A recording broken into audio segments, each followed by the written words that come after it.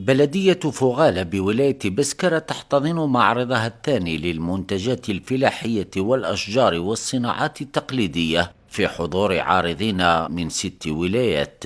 فغالة هي منطقة فلاحية بالأساس، يعني احنا في المعرض هذا حبينا نبرزوا المنتجات الفلاحية بصفة عامة، منها التمور أكيد بالدرجة الأولى، ومنها الخضر والفواكه، وفي نفس الوقت سكان المنطقة تعرفوا على منتجات أخرى تاع مناطق أخرى.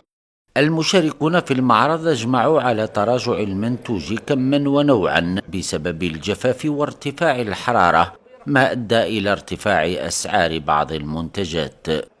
صناع الجنان تاعنا ما صلحناش لأنه ما عنديش الماء فعل السخانة والجو، وراني شاري تمور أخرى خدمناها وجينا نشاركوا بها. زيت الزيتون سنافيجي نقص المنتوج تاعو، والسبب انه الجفاف ونقص المياه خلى الاسعار ترتفع بالنسبه للعام اللي فات. العام اللي فات كان المنتوج هذا الطايب كان نبيعوه ب 85,000 في المعصار، ودرك نبيعوه فيه ب 90,000.